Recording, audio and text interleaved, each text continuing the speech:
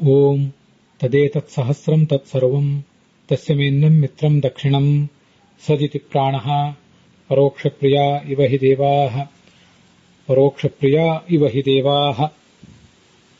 ಓಂ ಮಾಧವಾಯ ನಮಃ. ಓಂ ಆನ್ಮಾಯಿನಾಮಮಿನಾಃ ಪ್ರೋತಮಾಯಾಃ ಆತ್ಸೂರ್ಯಂ ಜನಯನ್ ದ್ಯಾಮುಷಾಸಂ ತದೀತ್ನಾ ಶತ್ರುಂ ನ ಕಿಲಾ ವಿವಿತ್ಸೆ. ಶ್ರೀ ಗುರುಭ್ಯೋ ನಮಃ.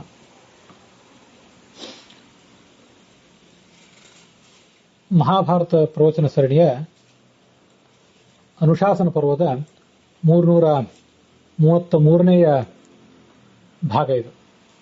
ಅದರಲ್ಲಿ 75ನೇಯ ಬೃಹತಿ ಮಂತ್ರವನ್ನು, 75ನೇ ಮಾಧವ ಅನ್ನೋ ನಾಮವನ್ನು ಮತ್ತು 71ನೇಯ ಬೃಹತಿ ಮಂತ್ರವನ್ನು ಕೂಡ ಇವತ್ತು ನಾವು ನೋಡೋರಿದ್ದೀವಿ.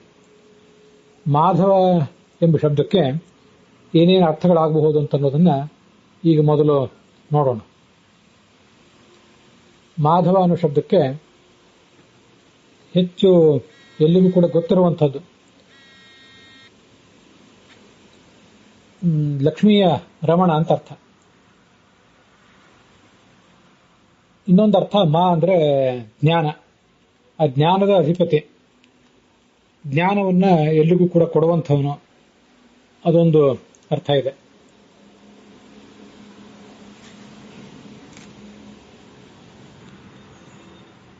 ಮಧು ಅನ್ನುವ ಒಬ್ಬ ವ್ಯಕ್ತಿ ಯದುವಂಶದಲ್ಲಿ ಬಂದವನು, ಅವನ ವಂಶದಲ್ಲಿ ಈತ ಹುಟ್ಟಿದವನಾದ್ರಿಂದ ಇವನಿಗೆ ಮಾಧವ ಅಂತ ಹೆಸರು. ಮತ್ತೆ ಎಲ್ಲ ವೇದಗಳ ಮಾ ಅಂದ್ರೆ ವೇದಗಳು, ಆ ವೇದಗಳ ಅಧಿಪತಿಯು ಕೂಡ ಆಗಿದ್ದಾನೆ. ಇದಲ್ಲದೆ ಆ ಶಬ್ದಕ್ಕೆ ಬೇರೆ ಬೇರೆ ಅರ್ಥಗಳನ್ನು ಏನು ಹೇಳ್ತಾರೆ. ಮಾ ಅಂದ್ರೆ ಜ್ಞಾನ, ಆ ಜ್ಞಾನಕ್ಕೆ ವಿರುದ್ಧವಾದದ್ದು ಅಮ, ಅಜ್ಞಾನ, ಮಿಥ್ಯಾಜ್ಞಾನ, ಸಂಶಯ ಮೊದಲಾದದ್ದು. ಅವುಗಳನ್ನ ಧವ ಅಂದ್ರೆ ನಾಶ ಮಾಡುವಂಥವನು. ಅಲ್ಲಿ ಅಮಾಧವ ಅಂತ ಆಗ್ಬೇಕಾಗಿತ್ತು, ಅದು ಬಿಟ್ಟು ಮಾಧವ ಅಂತ ಈಗ ಅದನ್ನು ಪ್ರಯೋಗ ಮಾಡಿದರೂ ಕೂಡ ಅದಕ್ಕೆ ಅದೇ ಅರ್ಥ, ಈ ಹಿಂದೆ ಹೇಳಿದಂತಹ ಅರ್ಥವೇ ಇದಕ್ಕೂ ಕೂಡ ಬರ್ತದೆ ಅಂತ ಮತ್ತೊಂದು ವ್ಯಾಖ್ಯಾನ ಕೂಡ ಹೇಳ್ತಾರೆ. ಮಾಧವ ಅಂದ್ರೆ ಅಪ್ರಕಂಪ್ಯ, ಧವ ಅಂದ್ರೆ ಕಂಪನ, ಮಾಧವ ಅಂದ್ರೆ ಯಾರಿಗೆ ಯಾವತ್ತೂ ಕೂಡ ಯಾವ ಕಂಪನವೂ ಇಲ್ಲವೋ, ಭಯದ ಕಂಪನ ಇಲ್ಲವೋ, ಗೊಂದಲಗಳಿಲ್ಲವೋ, ನಿರ್ಭಯನಾದವನು, ಅಂಥವನನ್ನ ಮಾಧವ ಎಂಬ ಶಬ್ದದಿಂದ ಹೇಳ್ತಾರೆ. ಹೀಗೆ ಇವಿಷ್ಟು ಮಾಧವ ಎಂಬ ಶಬ್ದಕ್ಕೆ ನಮಗೆ ಸಿಗುವಂತಹ ಅರ್ಥಗಳು. ಮುಂದೆ ಇಲ್ಲಿರುವ 71ನೇ ಬೃಹತಿ ಮಂತ್ರಕ್ಕೂ ಮತ್ತೆ ಈ ಮಾಧವ ಎಂಬ ನಾಮಕ್ಕೂ ಇರುವ ಸಂಬಂಧ, ಇದರ ವ್ಯಾಖ್ಯಾನಗಳು, ಈ ಬೃಹತಿ ಮಂತ್ರಕ್ಕಿರುವಂತಹ ವ್ಯಾಖ್ಯಾನಗಳು, ಇದೆಲ್ಲವನ್ನು ಕೂಡ ಈ ಮುಂದಿನಂತೆ ನೋಡೋಣ. ಆನ್ ಮಾಯಿನಾಮವಿನಾಹ ಅಂತ ಇದು ಮಂತ್ರ. ಮೊದಲು ಆತ್ ಅಂತಿದೆ. ಆತ್ ಅಂದ್ರೆ ಅಹೇರ ವಧ ಕರ್ತೃತ್ವಾತ್, ಅಹಿ ಎಂಬ ದಾನವನನ್ನ ನೀನು ಸಂಹರಿಸಿದ್ದರಿಂದ. ಅಹಿ ಅಂದ್ರೆ ಸಂಶಯ ಅಂತ ಕೂಡ ಅರ್ಥ ಇದೆ. ಆ ಸಂಶಯನನ್ನ ನೀನು ಸಂಹರಿಸಿದ್ದರಿಂದ ಅಂತ ಹೀಗೆ ಮತ್ತೊಂದು ಅರ್ಥವೂ ಆಗ್ತದೆ.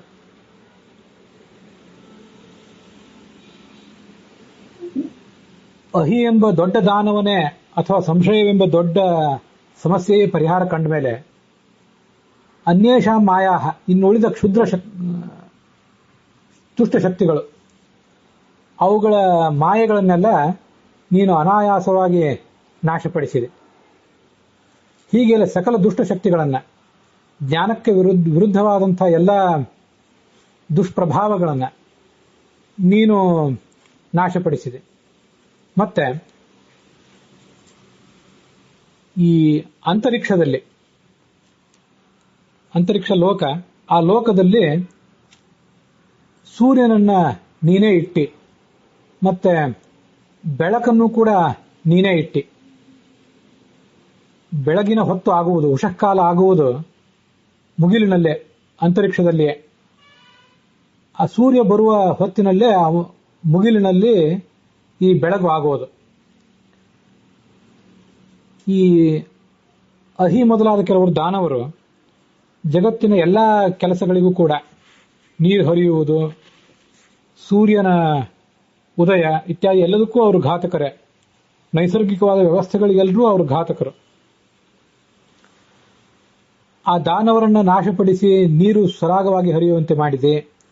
ಮುಗಿಲಿನಲ್ಲಿ ಉಷಃಕಾಲದಲ್ಲಿ ಸರಿಯಾಗಿ ಸೂರ್ಯೋದಯ ಆಗುವಂತೆ ಮಾಡಿದೆ.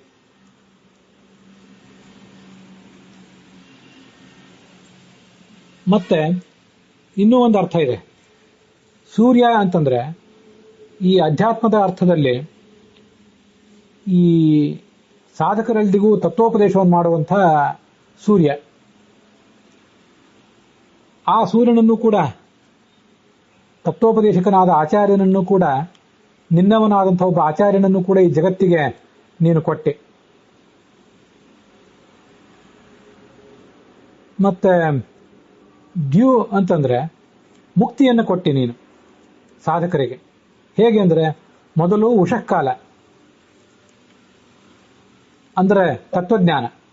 ಮೊದಲು ತತ್ವಜ್ಞಾನವನ್ನು ಕೊಟ್ಟು ಒಬ್ಬ ಆಚಾರ್ಯನನ್ನು ಕಳಿಸಿ ತತ್ವಜ್ಞಾನವನ್ನು ನೀನು ಕೊಟ್ಟೆ. ಆ ತತ್ವಜ್ಞಾನದ ಮೂಲಕ ಮುಕ್ತಿಯನ್ನು ಕೂಡ ನೀನು ಕೊಟ್ಟೆ. ಈ ಸೂರ್ಯನ ಅಂದ್ರೆ ತತ್ವೋಪದೇಶಕನಾದಂತಹ ಆಚಾರ್ಯನ ಕೆಲಸಕ್ಕೆ ಈ ಸಂಶಯ ಮೊದಲಾದ ಅನೇಕ ಪ್ರತಿಬಂಧಕಗಳಿದ್ದವು. ಆ ಪ್ರತಿಬಂಧಕಗಳನ್ನೆಲ್ಲ ನಿನ್ನ ಪ್ರಭಾವದಿಂದ ನಾವು ದೂರ ಮಾಡಿಕೊಂಡೆವು. ಆಗ ಈ ಆಚಾರ್ಯ ತತ್ವೋಪದೇಶವನ್ನು ನಮಗೆ ಮಾಡಿ ತತ್ವಜ್ಞಾನವನ್ನು ಕೊಟ್ಟು ಮುಂದೆ ಮೋಕ್ಷವನ್ನು ಕೂಡ ನನಗೆ ಕೊಟ್ಟಿದ್ದಾನೆ. ಇದೆಲ್ಲವನ್ನು ನೀನೇ ಮಾಡಿದ್ದವನಾಗಿದ್ದೆ. ಈ ಸಂಶಯ ಅನ್ನುವುದೇ ಒಂದು ದೊಡ್ಡ ಗೊಂದಲ. ಈ ಸಂಶಯಕ್ಕೆ ಸಮಾನವಾದಂಥ ತಾದೀತ್ನ ಅಂತಿದೆ ಅಲ್ಲಿ. ತಾದೀತ್ನ ಅಂದ್ರೆ ತಾವತ, ಅಷ್ಟು ಬಲಶಾಲಿಯಾದಂಥ ಮತ್ತೊಬ್ಬ ಅಂಥ ಪ್ರಬಲನಾದ ಘಾತಕನಾದ ಮತ್ತೊಬ್ಬ ಶತ್ರುವನ್ನ ನಾವು ಎಲ್ಲಿ ನೋಡಿಲ್ಲ. ನಮಗಂತ ಶತ್ರು ಮತ್ತೆ ಯಾರಿದ್ದಾನೆ? ಅವನೇ ನಮಗೆ ದೊಡ್ಡ ಶತ್ರು. ಅವನನ್ನ ನೀನು ಸಂಹರಿಸಿದ್ದೆ ಅಂತ ಅದರ ತಾತ್ಪರ್ಯ.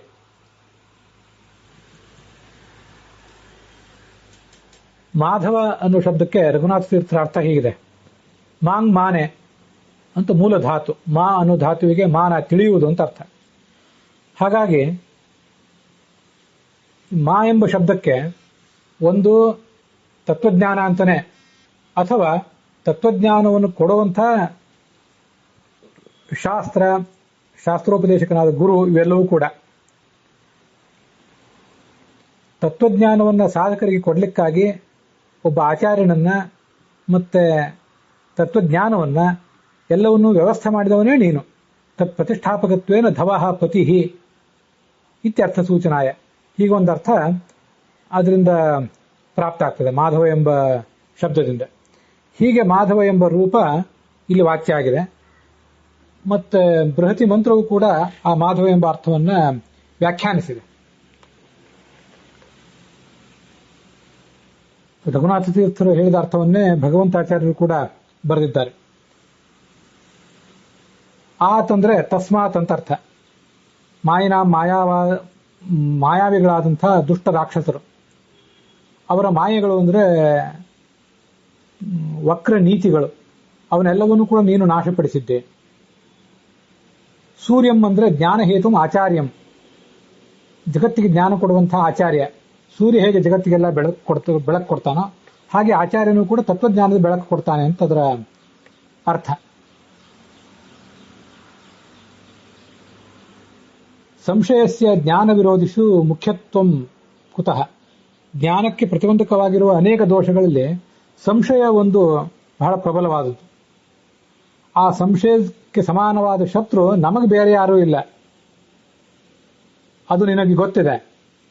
ನಮಗೆ ಸಂಶಯಕ್ಕಿಂತ ಹೆಚ್ಚು ಪ್ರಬಲವಾದ ಶತ್ರು ಯಾರೂ ಇರುವುದನ್ನು ಕೂಡ ನೀನು ನೋಡಿಲ್ಲ ಅಂತ ಹೀಗದರ ತಾತ್ಪರ್ಯ. ಮಾಧವ ಎಂಬ ನಾಮಕ್ಕೆ ಸಮಾನವಾದ ಬೃಹತಿ ಮಂತ್ರ ಸೀವ ಕುಲಿಶೇನಾವಿವೃಕ್ಣಾಹಿ ಶಯತ ಉಪಪೃಥಿವ್ಯಾ ಅಯೋಧ್ಯೇವ ದುರ್ಮದ ಆಹಿ ಜುಹ್ವೆ ಮಹಾವೀರಂ ತುವಿ ಅಂತ ಬೇರೆ ಒಂದು ಮಂತ್ರ ಇದೆ ಭಗವಂತಾಚಾರ್ಯ ದೃಷ್ಟಿಯಲ್ಲಿ. ಆ ಮಂತ್ರದ ಅರ್ಥವನ್ನು ಮುಂದೆ ನೋಡ್ತೇವೆ ನಾವು. ನಾವೀಗ ಹೋಗ್ತಾ ಇರುವ ಕ್ರಮದಲ್ಲಿ ಮಂತ್ರ ಹಿಂದಿದೆ, ನಾವು ನೋಡ್ತಾ ಇರುವ ಮಂತ್ರ. ಆದರೆ ಮಾಧವ ಎಂಬ ನಾಮದ ವ್ಯಾಖ್ಯಾನವನ್ನು ಇಬ್ಬರು ವ್ಯಾಖ್ಯಾನಕಾರರು ಹೇಗೆ ಮಾಡಿದ್ದಾರೆ ಅಂತ ಅನ್ನೋದನ್ನ ನೋಡಿದ್ದೇವೆ. ಮಾ ಅಂದ್ರೆ ತತ್ವಜ್ಞಾನ, ತತ್ವಜ್ಞಾನಕ್ಕೆ ವಿರೋಧಿಯಾದ ಅಜ್ಞಾನ, ಸಂಶಯ ಇವೆಲ್ಲವೂ ಕೂಡ ಅಮ. ಅವುಗಳನ್ನು ಧವ ದೂರ ಮಾಡಿದವನು ಅಂತ ಅರ್ಥವನ್ನು ಬರೆದವರು ಭಗವಂತಾಚಾರ್ಯರೇ. ಮತ್ತೆ ಎಂದೂ ಕಂಪನವಿಲ್ಲದವನು, ಶತ್ರುಗಳ ದಾಳಿ ಆದಾಗ ಎಂದೂ ಕಂಪನಕ್ಕೊಳಗಾಗದವನು ಅನ್ನುವ ಅರ್ಥ ಇರುವುದು ಕೂಡ ಆ ಭಗವಂತರಾಯರ ವ್ಯಾಖ್ಯಾನದಲ್ಲಿಯೇ. ಹೀಗೆ ಈ ಎರಡೂ ವ್ಯಾಖ್ಯಾನಗಳ ಅರ್ಥಗಳನ್ನು ಈಗ ನೋಡಿದ್ದೇವೆ ನಾವು. ಈ ಮಂತ್ರವೂ ಕೂಡ ಋಗ್ಭಾಷ್ಯದಲ್ಲಿ ಆಚಾರ್ಯರು ವ್ಯಾಖ್ಯಾನಿಸಿದ್ದಾಗೆ ಕಂಡು ಬರ್ತದೆ ನಮಗೆ. ಆದ್ರಿಂದ ಈ ಮಂತ್ರಕ್ಕೆ ಏನು ಅರ್ಥ ಅಂತ ಅನ್ನೋದನ್ನ ಋಗ್ಭಾಷ್ಯಕ್ಕೆ ಅನುಸಾರವಾಗಿಯೇ ನಾವು ನೋಡಬೇಕು. ನನ್ನ ಅನ್ವಯಾರ್ಥ ಮತ್ತು ಭಾವಾರ್ಥನೂ ಕೂಡ ಆ ಋಗ್ಭಾಷ್ಯದ ಜಾಡಿನಲ್ಲಿಯೇ ಮುಂದುವರೆದಿದೆ. ಮಾಧವ ಎಂಬ ಶಬ್ದಕ್ಕೆ ಹರಿವಂಶದಲ್ಲಿ ಬರುವಂತಹ ಒಂದು ಮಾತಾಡೋ ಪ್ರಮಾಣಭೂತವಾಗಿ ತಗೊಂಡಿದ್ದೇನಷ್ಟೆ. ಮೊದಲು ಅನ್ವಯಾರ್ಥ ನೋಡೋಣ. ಹೇ ಇಂದ್ರ, ಭಗವಂತನೇ, ವ್ಯಾಸನೇ, ವ್ಯಾಸ ಹೈಗ್ರೀವಾದಿ ರೂಪನೇ. ಆತ್ ಅಂದ್ರೆ ಆ ಕಾರಣದಿಂದ ಅಂತ ಅರ್ಥ. ಅಹಿದಾನವ ಹನನ ಕಾರಣಾತ್. ಸಂಶಯ, ಅಹಿ ಅಂದ್ರೆ ಒಬ್ಬ ರಾಕ್ಷಸ ಅಥವಾ ಸಂಶಯ. ಆ ಸಂಶಯ ಎಂಬ ದುಷ್ಟಶಕ್ತಿಯನ್ನು ನಾಶ ಮಾಡಿದ ಕಾರಣದಿಂದ ಮಾಯಿನಾಂ, ಮಾಯಾವಿನಾಂ, ಮಾಯಾವಿಗಳಾದಂಥ ಅನ್ಯೇಷಾಂ ದೈತ್ಯಾನಾಂ, ಇನ್ನಿತರ ದೈತ್ಯರೇನಿದ್ದಾರೆ ಅವರ ಮಾಯಾಹ ಉತ, ಅವರ ಮಾಯೆಗಳನ್ನೂ ಕೂಡ ಪ್ರಾಮಿನಾಹ ನೀನು ನಾಶಪಡಿಸಿದೆ. ಆತ್ ಅದೇ ಕಾರಣದಿಂದಲೇ ಸೂರ್ಯಂ, ಸೂರ್ಯ ಎಂಬ ಶಬ್ದಕ್ಕೆ ಆಚಾರ್ಯ ಅನ್ನೋ ಅರ್ಥವನ್ನ ರಘುನಾಥ ತೀರ್ಥರು ಮತ್ತೆ ಭಗವಂತಾಚಾರ್ಯರು ಕೂಡ ಬರೆದಿದ್ದಾರೆ. ನಾನು ಸ್ವಜನಂ ಅಂತ ಬರೆದು ಕಂಸದಲ್ಲಿ ಆಚಾರ್ಯ ಅನ್ನೋ ಅರ್ಥವನ್ನ ಹಾಕೊಂಡಿದ್ದೇನೆ. ಅದಕ್ಕೇನು ಕಾರಣ ಅಂದ್ರೆ ಋಗ್ಭಾಷ್ಯದಲ್ಲಿ ಆಚಾರ್ಯರು ಆ ಸ್ವಜನ ಅನ್ನೋ ಶಬ್ದವನ್ನೇ ಬಳಕೆ ಮಾಡಿದ್ದಾರೆ.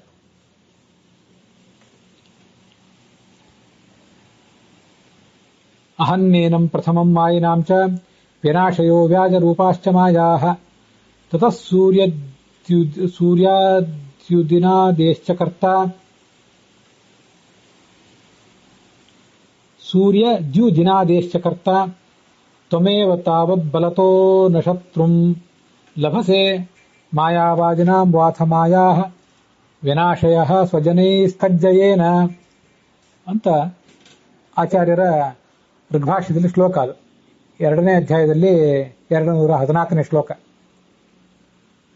ಅಲ್ಲಿ ಸ್ವಜನ, ಈ ಸೂರ್ಯ ಅಂದ್ರೆ ಒಂದು ಅರ್ಥದಲ್ಲಿ ಸೂರ್ಯ, ಜಗತ್ತಿಗೆ ಬೆಳಕು ಕೊಡುವವನು ಸೂರ್ಯ. ಮತ್ತೊಂದು ಅರ್ಥ, ಅಧ್ಯಾತ್ಮದ ಅರ್ಥದಲ್ಲಿ ಸ್ವಜನ ಅಂತಂದ್ರೆ ಅಲ್ಲಿರುವ ಸೂರ್ಯ ಎಂಬ ಶಬ್ದಕ್ಕೆ ಆಚಾರ್ಯ ಅಂತ ಏನು ಅರ್ಥ ಬರೆದಿದ್ದಾರಲ್ಲ ರಘುನಾಥ ತೀರ್ಥರು ಮತ್ತು ಭಗವಂತಾಚಾರ್ಯರು, ಅದರ ಜಾಗದಲ್ಲಿ ಸ್ವಜನ ಅಂತ ಸೇರಿಸಿಕೊಳ್ಳುವುದಕ್ಕೆ ಆಚಾರ್ಯರು ಸ್ವಜನ ಅಂತ ಬರೆದಿರುವುದೇ ಕಾರಣ. ಭಗವಂತನೇ, ನೀನು ನಿನ್ನವರಾದಂತಹ ಯಾರಾದ್ರೂ ಒಬ್ಬರನ್ನ, ಪ್ರಾಣದೇವ ಮತ್ತೆ ರುದ್ರದೇವ, ಇಂಥವ್ರು ಯಾರಾದ್ರೂ ಒಬ್ಬರನ್ನ ಈ ಜಗತ್ತಿಗೆ ನೀನು ಕಳಿಸ್ತೆ. ಜಗತ್ತಿಗೆ ಕಳಿಸಿ ತತ್ವೋಪದೇಶವನ್ನ ಮಾಡಿಸ್ತಿ ಈ ಜಗತ್ತಿಗೆ ಅಂತ ಅದಕ್ಕರ್ಥ. ಅದಕ್ಕಾಗಿ ಸೂರ್ಯಂ ಅಂದ್ರೆ ಸ್ವಜನಂ, ಆಚಾರ್ಯಂ ಅಂತ ಅರ್ಥ ಬಂದಿರುವುದಕ್ಕೂ ಇದು ಕಾರಣ. ಮುಂದೆ ಉಷಾಸಂ, ಉಷಾಸಂ ಅಂತ ದೀರ್ಘ ಇದೆ, ಅದಕ್ಕೆ ಉಷಸಂ ಅಂತ ಅರ್ಥ, ತತ್ವಜ್ಞಾನ ಅಂತ ಅರ್ಥ. ಉಷಸಂ ಅಂತ ಶ ಎಂಬಲ್ಲಿ ಹ್ರಸ್ವ ಇದೆ ಮೂಲದಲ್ಲಿ, ಆದ್ರೆ ಉಷಾಸಂ ಅಂತ ಅದನ್ನೇ ದೀರ್ಘವಾಗಿ ಹೇಳಲಿಕ್ಕೆ ಏನು ಕಾರಣ? ಶ್ರೇಷ್ಠವಾದ ತತ್ವಜ್ಞಾನ, ದೀರ್ಘವಾದ ತತ್ವಜ್ಞಾನ ಅದನ್ನು ಕೊಟ್ಟು, ದ್ಯಾಂ ಮೋಕ್ಷವನ್ನು ಕೂಡ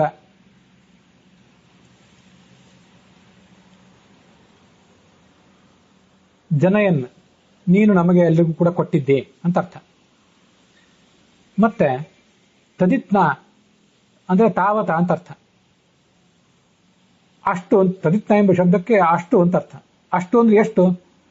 ಅಹಿ ಎಂಬ ರಾಕ್ಷಸನಿಗೆ ಅಥವಾ ಸಂಶಯವೆಂಬ ಈ ನಮ್ಮನ್ನ ನಾಶ ಮಾಡುವ ಈ ಸಮಸ್ಯೆಗೆ ಎಷ್ಟು ಶಕ್ತಿ ಇದೆಯೋ, ಎಷ್ಟು ಪ್ರಭಾವ ಇದೆಯೋ, ಅಷ್ಟು ಪ್ರಭಾವ ಇರುವಂತಹ ಅಹಿಸದೃಶ ಬಲೇನ ಯುಕ್ತಂ ಅನ್ಯಂ ಶತ್ರುಂ ನ ವಿವಿತ್ಸೆ ಕಿಲ.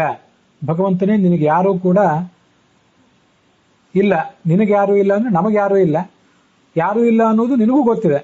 ತ್ವಂ ನ ಲಭಸೆ ಕಿಲ, ನಿನಗೆ ಅಂಥವ್ರು ಯಾರೂ ಕೂಡ ಸಿಕ್ಕಿಲ್ಲವಷ್ಟೇ ಅಂತ ಹೀಗರ್ಥ.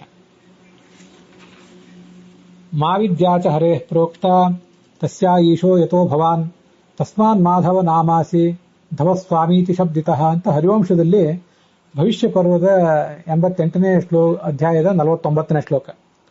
ಮಾ ಅಂದ್ರೆ ವಿದ್ಯಾ, ಮತ್ತು ವಿದ್ಯೆಯ ಅಭಿಮಾನಿಯಾದಂಥ ಲಕ್ಷ್ಮೀದೇವಿ ಎರಡು. ಅವಳಿಗೆ ಧವ ಅಂದ್ರೆ ಈಶ, ನೀನೇ ಭಗವಂತನೇ, ನೀನೇ ಆಗಿದ್ದಿ. ಧವ ಅಂದ್ರೆ ಸ್ವಾಮಿ ಅಂತ ಅರ್ಥ. ನೀನು ಆ ವಿದ್ಯೆಗೆ ಮತ್ತೆ ವಿದ್ಯೆಗೆ ಅಭಿಮಾನಿಯಾದಂತಹ ಲಕ್ಷ್ಮೀದೇವಿಗೆ ಇಬ್ಬರಿಗೂ ಪತಿಯಾದ್ರಿಂದ ನಿನ್ನನ್ನು ಮಾಧವ ಅಂತ ಕರೀತಾರೆ ಅಂತ ಹರಿವಂಶದಲ್ಲಿದೆ. ಮಾಧವ ಅಂದ್ರೆ ವಿದ್ಯಾಧಿಪತಿ ಅಂತ ಅರ್ಥ. ಅದನ್ನೇ ಇಲ್ಲಿ ಉಷಸಂ ಜನಯನ್, ತತ್ವಜ್ಞಾನವನ್ನು ನೀನು ಹುಟ್ಟಿಸ್ತಿ, ನಮಗೆ ತತ್ವೋಪದೇಶಕನಾದ ಒಬ್ಬ ಆಚಾರ್ಯನನ್ನು ಕೊಟ್ಟು ತತ್ವಜ್ಞಾನವನ್ನು ಹುಟ್ಟಿಸಿ ಮೋಕ್ಷವನ್ನು ಕೊಡುವವನು ಅಂತ ನೀನು ಅಂತ ಭಗವಂತನನ್ನು ವರ್ಣನೆ ಮಾಡಿದ್ದಾರೆ. ಇದು ಬೃಹತಿ ಮಂತ್ರಕ್ಕೂ ಆ ಮಾಧವ ಎಂಬ ನಾಮಕ್ಕೂ ಇರುವಂತಹ ಒಂದು ಸಂಬಂಧ. ಭಗವಂತನೇ, ನಾವೀಗ ಭಾವಾರ್ಥವನ್ನು ನೋಡೋಣ. ಭಗವಂತನೇ, ಸಂಶಯವನ್ನು ನಿವಾರಿಸಿದ ಕಾರಣದಿಂದ ನೀನು ಮೊದಲು ಸಂಶಯವನ್ನು ನಿವಾರಿಸಿದೆ. ಆ ಕಾರಣದಿಂದಲೇ ನೀನು ಇನ್ನಿತರ ಮಾಯಾವಿಗಳಾದ ರಕ್ಕಸರ ಮಾಯೆಗಳನ್ನು ಕೂಡ ನಿವಾರಿಸಿದ್ದಿ. ಸಂಶಯ ಅನ್ನುವುದೊಂದು ದೊಡ್ಡ ಸಮಸ್ಯೆ ನಮಗೆಲ್ರಿಗೂ. ಅದು ಹೋದ ಮೇಲೆ ಇನ್ನಿರುವಂತಹ ಸಣ್ಣ ಪುಟ್ಟ ಸಮಸ್ಯೆಗಳೆಲ್ಲವೂ ಕೂಡ ತಾವಾಗೇ ಪರಿಹಾರ ಕಾಣುತ್ತವೆ. ಆ ಮೂಲಕ ನಮಗೆ ತತ್ವೋಪದೇಶಕನಾದಂತಹ ಆಚಾರ್ಯನೊಬ್ಬನನ್ನ ತೋರಿಸಿದ್ದಿ. ನೀನು ಜ್ಞಾನವನ್ನು ಕೊಟ್ಟಿದ್ದಿ, ಮೋಕ್ಷವನ್ನು ಕೂಡ ಕರುಣಿಸಿದ್ದಿ. ಈ ಅಹಿ ಅಥವಾ ಸಂಶಯದಷ್ಟು ಪ್ರಬಲನಾದ ಶತ್ರು ನಮಗೆ ಮತ್ಯಾರು ಇದ್ದಾನೆಂದು ನೀನು ತಿಳಿದಿದ್ದಿ. ಯಾರೂ ಇಲ್ಲ, ಸಂಶಯವೇ ನಮಗೆ ದೊಡ್ಡ ಶತ್ರು. ನಾವಂತೂ ಸಂಶಯಕ್ಕಿಂತ ದೊಡ್ಡ ಶತ್ರು ನಮಗೆ ಯಾರೂ ಇಲ್ಲ ಅಂತ ಅನ್ನೋದನ್ನ ತಿಳ್ಕೊಂಡಿದ್ದೇವೆ. ನಿನಗೂ ಕೂಡ ನಮ್ಮ ಈ ಸಮಸ್ಯೆ ಗೊತ್ತಾಗಿರಬೇಕು ಭಗವಂತನೇ ಅಂತ ಭಗವಂತನ ಎದುರಿಗೆ ನಮ್ಮದೊಂದು ಭಿನ್ನಹ ಇದೆ. ಆ ಸಂಶಯವೆಂಬ ಶತ್ರುವನ್ನು ನೀನು ಪರಿಹರಿಸಿದ್ದಿ ಅಂತ ಅದರ ತಾತ್ಪರ್ಯ. ಈ ದಿನ ಎಂಬ ಶಬ್ದಕ್ಕೆ ಮೋಕ್ಷ ಅಂತ ಅರ್ಥ ಮಾಡಿರುವುದು ಐತರೇಯ ಉಪನಿಷತ್ ಭಾಷ್ಯ ಇತ್ಯಾದಿ ಕಡೆ ಕಾಣಿಸ್ತದೆ. ಜೀವನ್ ಮುಕ್ತಿಶ್ಚ ಮುಖ್ಯತಃ ಸುದಿನೇ ಅಂತ ಐತರೇಯ ಉಪನಿಷತ್ ಭಾಷ್ಯದಲ್ಲಿ ಆಚಾರ್ಯ ಒಂದು ಕಡೆ ಹೇಳ್ತಾರೆ. ಆತೇನ ಯಾತಂ ಮನಸೋ ಜವೀಯಸ ಪ್ರಥಮ ವ್ಯಂವಾಂ ಮೃಭವಶ್ಚಕ್ರುರಶ್ವಿನ ಯಸ್ಯ ಯೋಗೆ ಜಾಯತೆ ಉಭೇ ಅಹನಿ ಸುದಿನೇ ವಿವಸ್ವತಃ ಅಂತ ಅಲ್ಲಿ ಸುದಿನ ಅಂತ ಶಬ್ದ ಇದೆ. ಅಲ್ಲಿ ಜೀವನ್ಮುಕ್ತಿ ನಮಗೆ ಎರಡು ಸುದಿನಗಳು. ಯಾವ ಎರಡು ಸುದಿನಗಳು ಅಂದ್ರೆ, ಒಂದು ಜೀವನ್ಮುಕ್ತಿ, ಈ ಸಂಸಾರದ ಬಂಧನಗಳೆಲ್ಲ ಕಳೆದುಕೊಂಡು ಇನ್ನು ಮುಕ್ತಿಗಾಗಿ ಕಾಯ್ತಾ ಇರುವಂತಹ ಸ್ಥಿತಿ. ಮತ್ತಿನ್ನೊಂದು ಪೂರ್ಣವಾದ ಮುಕ್ತಿಯೇ. ಅವೇ ಎರಡು ಮುಖ್ಯವಾದಂತಹ ಸುದಿನಗಳು ನಮಗೆ.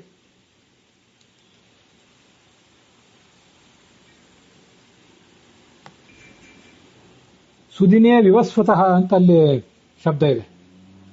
ಆ ಸುದಿನೇ ವಿವಸ್ವತಃ ಅಂತಂದ್ರೆ ಐತರೇಯ ಉಪನಿಷತ್ತಿನ ಭಾಷ್ಯದಲ್ಲಿ ವಿವಸ್ವತಃ ವಿಷ್ಣೋಃ ಸಕಾಶಾತ್ ಅಂತ ಹೀಗೊಂದು ಅರ್ಥನೂ ಬರೆದಿದ್ದಾರೆ. ಆದ್ರಿಂದ ಸೂರ್ಯ ಅಂತಂದ್ರೆ ಸ್ವಯಂ ಭಗವಂತನೇ ಕೆಲವು ಬಾರಿ ತತ್ವೋಪದೇಶಕನಾಗಿ ಬರ್ತಾನೆ, ಕೆಲವು ಬಾರಿ ಸ್ವಜನ ಅವನ ಆಜ್ಞಾ ಪರಿಪಾಲಕರಾಗಿ ಬೇರೆ ಯಾರಾದರೂ ಪ್ರಾಣ, ರುದ್ರ ಮೊದಲಾದವರು ಕೂಡ ಈ ಜಗತ್ತಿಗೆ ಬಂದು ತತ್ವೋಪದೇಶವನ್ನು ಮಾಡ್ತಾರೆ ಅಂತ ಅದರ ತಾತ್ಪರ್ಯ.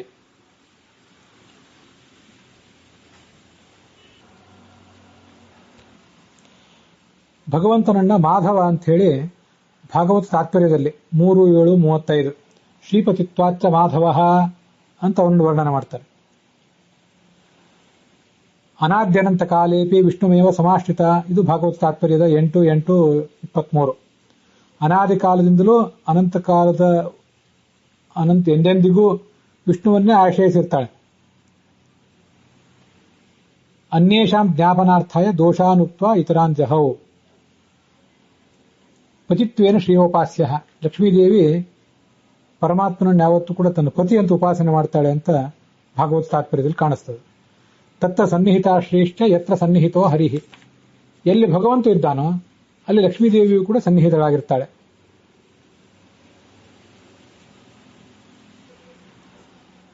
ಮಾಧವ ಅಂದ್ರೆ ಮಾ ಅಂದ್ರೆ ನ ಅಂತರ್ಥ.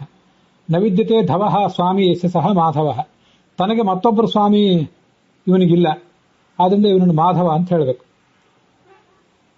ಮಧೋಹೋ ಅಯಂ ತದ್ವಂಶತ್ವ ಮಾಧವ. ಯಾದವ ವಂಶದಲ್ಲಿ ಇದ್ದಂಥ ಒಬ್ಬ ಮಧು ಎಂಬ ಹೆಸರಿನ ವ್ಯಕ್ತಿ, ಅವನ ವಂಶದಲ್ಲಿ ಬಂದವನಾದ್ರಿಂದ ಇವನಿಗೆ ಮಾಧವ ಅಂತ ಹೆಸರು. ಛಾಂದೋಗ್ಯ ಉಪನಿಷತ್ತಿನ 3ನೇ ಅಧ್ಯಾಯದಲ್ಲಿ ಅಸೌವ ಆದಿತ್ಯೋ ದೇವ ಮಧು ಅಂತ ಭಗವಂತನನ್ನ ಮಧು ಎಂಬುದಾಗಿ, ಲಕ್ಷ್ಮೀದೇವಿಯನ್ನ ಆ ಭಗವಂತನನ್ನ ಜೇನುತುಪ್ಪಕ್ಕೆ ಹೋಲಿಸಿದ್ದಾದ್ಮೇಲೆ ಆ ಜೇನುತುಪ್ಪ ಇರುವುದು ಒಂದು ಜೇನುಗೂಡಿನಲ್ಲಿ ಇರಬೇಕು. ಆ ಜೇನುಗೂಡೇ ಪ್ರಾಣ. ತಸ್ಯ ದೇವರೇವ ಚಿರಶ್ಚೀನ ವಂಶಃ ಅಂತರಿಕ್ಷಂ ಅಪೂಪಃ ಅಂತ ಛಾಂದೋಗ್ಯ ಉಪನಿಷತ್ತು. ಆ ಜೇನುಗೂಡು ಒಂದು ಅಡ್ಡವಾದ ತೊಲೆಗೆ ಕಟ್ಟಿಕೊಂಡಿರ್ತದೆ. ಅವತ್ತು ಅದನ್ನು ನೋಡಿರ್ತೇವೆ. ಅಲ್ಲಿ ಅಡ್ಡ ತೊಲೆ ಅಂದ್ರೆ ಲಕ್ಷ್ಮೀದೇವಿ. ಅದಕ್ಕೆ ಅಂಟಿಕೊಂಡಿರುವಂತಹ ಜೇನುಗೂಡು ಅಂದ್ರೆ ಈ ಅಂತರಿಕ್ಷ ಶಬ್ದವಾಚ್ಯನಾದ ಪ್ರಾಣ. ಅವನೊಳಗಿರುವಂತಹ ಮಧು ಅಂದ್ರೆ ಆನಂದ ಸ್ವರೂಪನಾದ ಭಗವಂತನೇ ಮಧು ಅಂತ. ಹೀಗೆ ಅವನ ಮಧು ಶಬ್ದದಿಂದ ಹೇಳ್ತಾರೆ. ಹೀಗೆ ಮಧು ಎಂಬ ಶಬ್ದದಿಂದ ವಾಚ್ಯನಾದವನು ಅಂತ ಅದರ ತಾತ್ಪರ್ಯ ಆಗ್ತದೆ. ಲಕ್ಷಾಲಂಕಾರದಲ್ಲಿ ಮಾಧವ ಶಬ್ದದ ವ್ಯಾಖ್ಯಾನ ಬಂದಿಲ್ಲ. ಶಾಂಕರ ಭಾಷ್ಯದಲ್ಲಿ ಮಧುವಿದ್ಯೆಯಿಂದ ತಿಳಿಯಲ್ಪಡುವವನು ಅಂತ ಅರ್ಥ ಹೊಂದಿದೆ. ಮತ್ತೆ ಮೌನ, ಧ್ಯಾನ, ಯೋಗಗಳಿಂದ ತಿಳಿಯಲ್ಪಡುವವನು ಅಂತ ಮಹಾಭಾರತದ ಉದ್ಯೋಗ ಪರ್ವದ ಒಂದು ಶ್ಲೋಕವನ್ನು ಕೂಡ, ಮೌನಾತ್ ಧ್ಯಾನಾಚ್ಯ ಯೋಗಾಚ್ಯ ವಿದ್ಧಿ ಭಾರತ ಮಾಧವಂ, ಇದು ಮಧು ಶಬ್ದದ ಮತ್ತೊಂದು ನಿಷ್ಪತ್ತಿ. ಮೌನ, ಧ್ಯಾನ ಮತ್ತು ಯೋಗಗಳ ಮೂಲಕನೇ ಪ್ರಾಪ್ಯನಾದವನು ಅನ್ನೋ ಶಾಂಕರ ಭಾಷ್ಯದಲ್ಲಿ ಉದ್ಧರಿಸ್ತಾರೆ. ಪರಾಶರ ಭಟ್ರ ವ್ಯಾಖ್ಯಾನದಲ್ಲಿ ಶ್ರದ್ಧಾ ಇತ್ಯಾದಿ ಹೆಸರುಳ್ಳಂತಹ ಶ್ರೀದೇವಿಗೆ ಈತ ಪತಿ ಅಂತ ಅರ್ಥವನ್ನು ಹೇಳ್ತಾರೆ.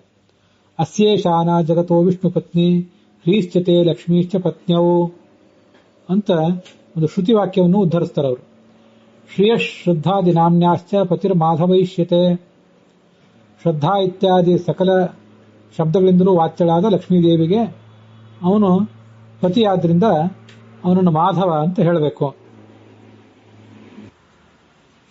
ಶ್ರದ್ಧಾ ಎಂಬ ಹೆಸರುಳ್ಳ ಲಕ್ಷ್ಮೀದೇವಿಗೆ ಪತಿ ಆದ್ರಿಂದ ಮಾಧವ ಅಂತ ಅವನನ್ನು ಹೇಳುವುದೇನಿದೆಯಲ್ಲ, ಆ ಲಕ್ಷ್ಮೀದೇವಿಗೆ ಮಾ ಅಂತಾನೆ ಹೆಸರಿದೆ ಅನ್ನುವುದು ನಮ್ಗೆ ಗೊತ್ತಿದೆ. ಮತ್ತೆ ನಮ್ಮಲ್ಲಿರುವಂತಹ ಭಕ್ತಿ, ಶ್ರದ್ಧಾ ಮೊದಲಾದ ಗುಣಗಳನ್ನು ಪ್ರಚೋದಿಸುವವಳು ಲಕ್ಷ್ಮೀದೇವಿ. ಮಾ ಎಂಬ ಶಬ್ದಕ್ಕೆ ಶ್ರದ್ಧಾ ಅಂತಾನೆ ಅರ್ಥ ಮಾಡಬಹುದು. ಮಾ ಎಂಬ ಶಬ್ದಕ್ಕೆ ಜ್ಞಾನ ಅಂತ ಅರ್ಥ ಮಾಡಿದ್ದೀವಿ. ಮಾ ಎಂಬ ಶಬ್ದಕ್ಕೆ ಶ್ರದ್ಧಾ ಅಂತನೂ ಅರ್ಥ ಮಾಡಬಹುದು ಅಂತ ಕಾಣಿಸ್ತದೆ ನನಗೆ ಆ ಪರಾಶರ ಭಟ್ರ ವ್ಯಾಖ್ಯಾನ ನೋಡಿದ್ರೆ. ಯಾಕೆಂದ್ರೆ ಮೀಯತೆ ಅನಯ ಇತಿ ಮಾ ಶ್ರದ್ಧಾ. ವ್ಯಕ್ತಿಯನ್ನ ನಾವು ಅಳೆಯುವುದು ಹೇಗೆ? ಆತನಿಗೆ ಯಾವುದಾದ್ರೂ ಒಂದು ಕಾರ್ಯದಲ್ಲಿ ಎಷ್ಟು ಶ್ರದ್ಧಾ ಇದೆ ಅನ್ನೋದ್ರ ಮೇಲೆ. ಹಾಗಾಗಿ ವ್ಯಕ್ತಿಯ ಆಳದ ಅಳತೆಗೋಲಾದಂಥ ಶ್ರದ್ಧಾನೇ ಮಾ. ಅದಕ್ಕೆ ಆ ಶ್ರದ್ಧಾ ಎಂಬ ಗುಣಕ್ಕೆ ಅಭಿಮಾನಿನಿಯಾದವಳು ಲಕ್ಷ್ಮೀದೇವಿ. ಅವಳ ಪತಿಯೇ ಮಾಧವ ಅಂತ ಹೀಗೆ ಅರ್ಥ ಮಾಡಬಹುದು. ಮತ್ತೆ ಸತ್ಯಸಂಧರ ವ್ಯಾಖ್ಯಾನದಲ್ಲಿ ಲಕ್ಷ್ಮೀಪತಿಯಾದವನು, ಮಧು ವಿದ್ಯೆಗೆ ಸಂಬಂಧಪಟ್ಟವನು, ತನಗೆ ಮತ್ತೊಬ್ಬರು ಅಧಿಪತಿ ಯಾರೂ ಇಲ್ಲ ಇತ್ಯಾದಿ ಅರ್ಥಗಳನ್ನು ಹೇಳ್ತಾರೆ.